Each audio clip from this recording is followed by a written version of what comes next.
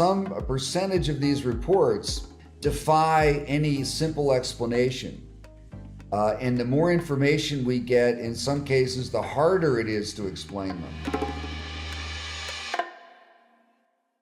Christopher Mellon ha sido subsecretario de Inteligencia de los Estados Unidos y ahora dedica su vida profesional, a investigar los avistamientos de objetos no identificados por militares norteamericanos. El pasado 17 de mayo, Christopher Mellon estuvo presente en el hearing, en la audiencia del Congreso, sobre estos avistamientos. ¿Por qué el Departamento de Defensa, en el que usted ha trabajado durante tantos años, no ha publicado hasta ahora esos avistamientos con pelos y señales? ¿Y por qué sí ahora se publican? By and large, this was not an issue for our government, and the subject was something you didn't discuss. It was deemed to be embarrassing. There was a taboo around the subject. People might think you were crazy if you talked about it. So things are much better. And that's one reason we're starting to get so many reports now, is that people are not afraid to talk about it now. They realize that the government wants to know and wants to hear the information, and the government's setting up procedures for reporting these incidents when they happen. ¿Por qué esos objetos que avistan militares son considerados posiblemente extraterrestres cuando podrían ser rusos o chinos, aparatos, tecnología que no conozcamos todavía? Y si lo fueran, ¿lo explicarían ustedes como hacen ahora? The hundreds of sightings that we have are credible sightings. That doesn't mean they're from outer space. That doesn't mean they're aliens. I think a lot of them will turn out to be drones. A lot of them will have other explanations. But the point is that for the first time, we're actually starting to really collect all the data and really study it.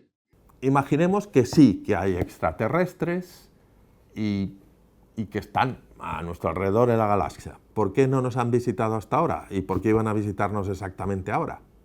When you go to the zoo, do you talk to the animals? Why would they want to talk to us? What would be of interest to them? They may be so far beyond us. But the other thing I would say is that we have many reports that indicate that there has been some contact and some communication. Don't forget, we've had incidents where these objects were flying right over our capital, the United States, the capital of the United States. And this has happened in other countries. We've had situations where these things have landed and hundreds of people have seen them. There may have been some contact and interaction, one. And two, it doesn't surprise me that they don't want to, land on the White House lawn and talk to the government, Y ahora, antes le he preguntado por la paradoja de Fermi, por qué si hay extraterrestres, por qué no nos han visitado todavía, y ahora la vamos a invertir. ¿Por qué deben preocuparme o deben interesarme a mí los extraterrestres, a mí o a cualquiera que habite la Tierra? ¿Por qué? Well, I think until we know what their motives are and what their capabilities are, we have to be a little bit concerned about the agenda. Somebody, for example, from a national security standpoint, seems to be very interested in our military capabilities. We're seeing a lot of activity around nuclear weapons production and processing facilities, for example, around some of our carrier strike groups and military assets. So who is that, and why are they so active there? Why are they so interested? That's just something that we need to know and understand to make sure that there's nothing that we need to be concerned about. ¿Cuál es el avistamiento de un objeto amenazador en términos de defensa militar que usted ha investigado y cómo sucedió? The famous Nimitz case in 2004 is very powerful because there were so many technical systems that were tracking these objects. At the same time, the aviators were seeing them in perfect visibility, blue skies, sunny day. They're very close to this object. It's 50 feet long. It's white. It has no wings. It's moving in ways that aircraft don't move. It's achieving speeds and acceleration that no aircraft has ever achieved that we've ever built. So you have so many witnesses and so much technical confirmation from independent, objective scientific instruments. When you look at that encounter, which went on for days, it's very hard to think of any conventional explanation. The capabilities are so extreme.